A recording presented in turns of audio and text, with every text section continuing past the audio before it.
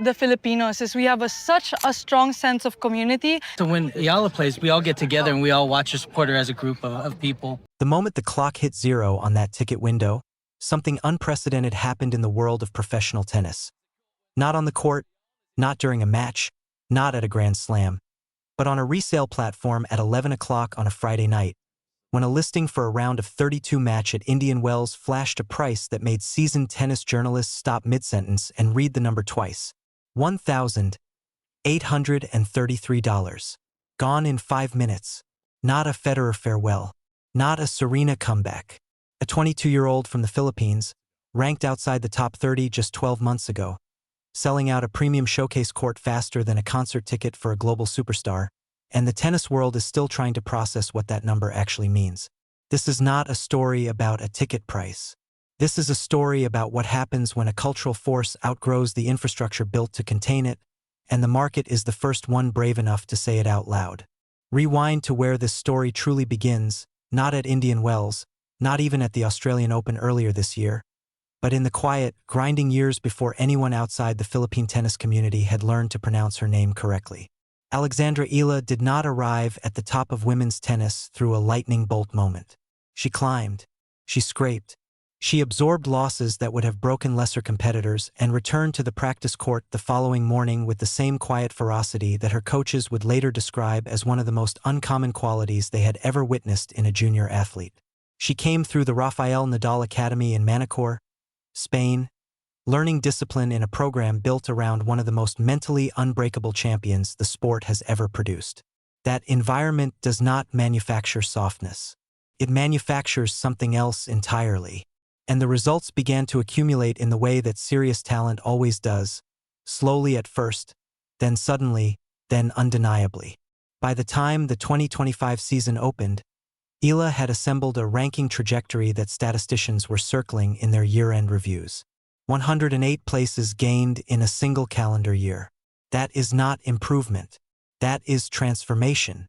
That is the kind of vertical movement that forces seating committees to recalibrate, that pushes broadcast producers to start scheduling camera crews around her practice sessions, that makes the secondary ticket market begin to notice that something unusual is forming around this particular name on the draw sheet. She arrived at Indian Wells this year seeded and granted a first-round bye, which in the language of tournament operations is an acknowledgement that the committee already understood her commercial weight even before the gates opened. What they may not have fully calculated was the velocity of the demand that was about to arrive with her. Indian Wells is not a regular tour stop, and everyone connected to professional tennis understands that with absolute clarity. It carries the informal designation of the 5th Grand Slam not as flattery but as geographic and logistical reality. The desert setting, the stadium infrastructure, the player fields, the broadcast presence, everything about the BNP Paribas Open operates at a scale that sits just one tier below Melbourne, Roland Garros, Wimbledon, and Flushing Meadows, which makes what happened in the secondary market around Eala's match not merely surprising but structurally significant in a way that tournament directors cannot dismiss as noise. When the 5th most prestigious event in tennis is generating 4-figure resale prices for a round of 64 contest involving a player outside the top 30, you are not witnessing fan enthusiasm. You are witnessing a market correction delivered in real time by the only mechanism that responds faster than official scheduling, the algorithm that simply prices what the crowd is actually worth. And what happened next shocked everyone who had been watching the numbers climb. Stadium 3, the intimate 4,500-seat show court at Indian Wells, filled beyond its stated capacity in the kind of way that fire marshals and venue managers notice before broadcast cameras do.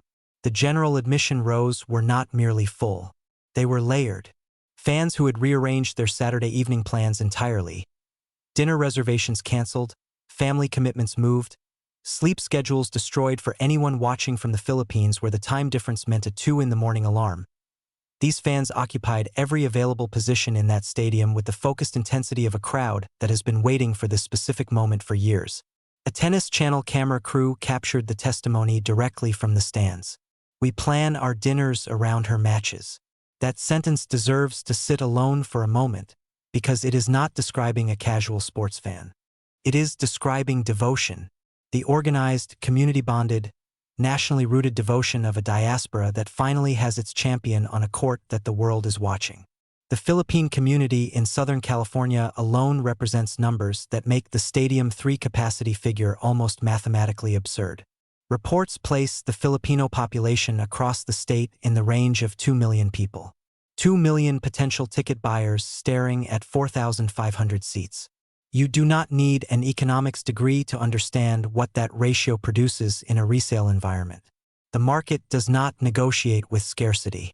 It simply charges the price the demand supports, and then it charges a little more to test the ceiling, and then it discovers there is no ceiling, and the listings climb until the session associated with her name is selling at figures that the tournament's own ticketing office has never posted for a match at this stage of the draw.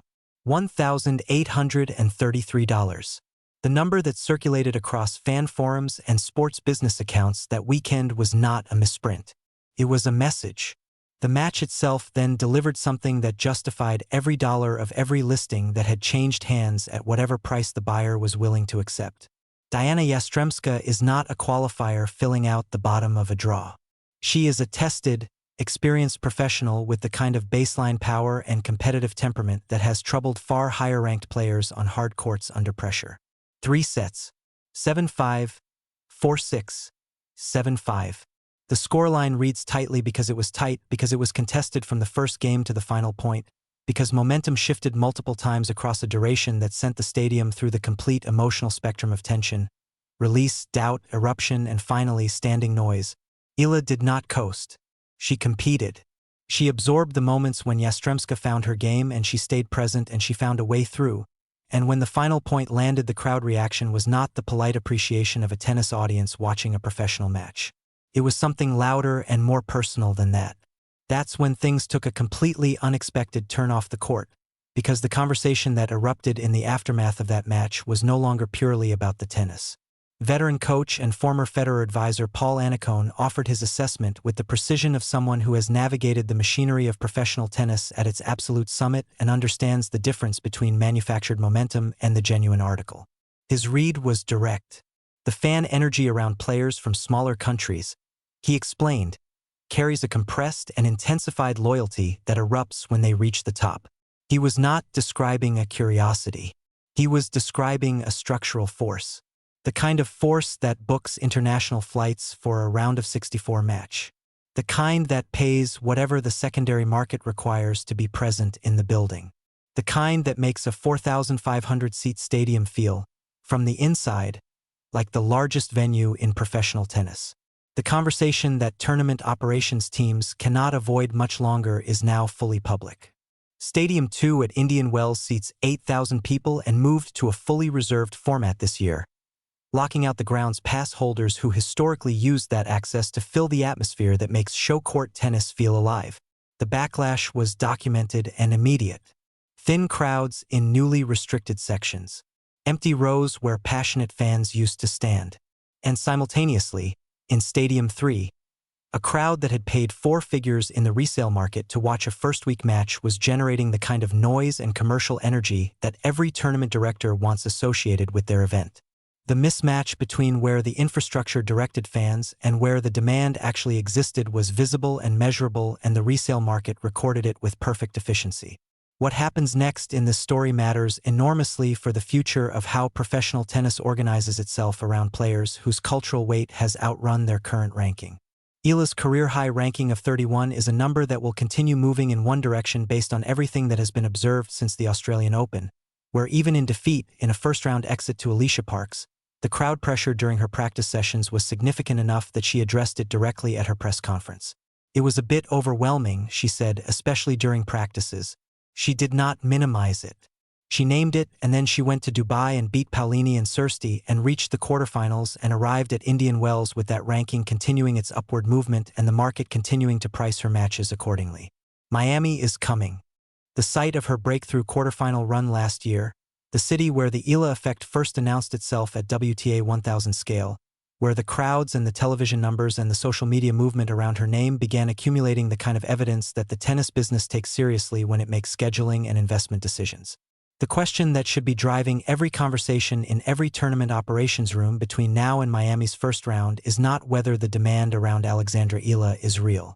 The resale platforms answered that question in 5 minutes at $1,833 per listing. The question is whether the institutions that manage professional tennis will acknowledge what the market already knows and build the infrastructure that matches it, or whether they will continue assigning her to 4,500-seat venues while the secondary platforms quietly correct the oversight in real time. The fans who recognized this before the rankings confirmed it, before the broadcast segments caught up, before the resale algorithm started pricing her matches like arena concerts, those fans were not projecting. They were reading the room with accuracy that the official structures are only now beginning to approach. The market has spoken. The court assignments have not answered yet.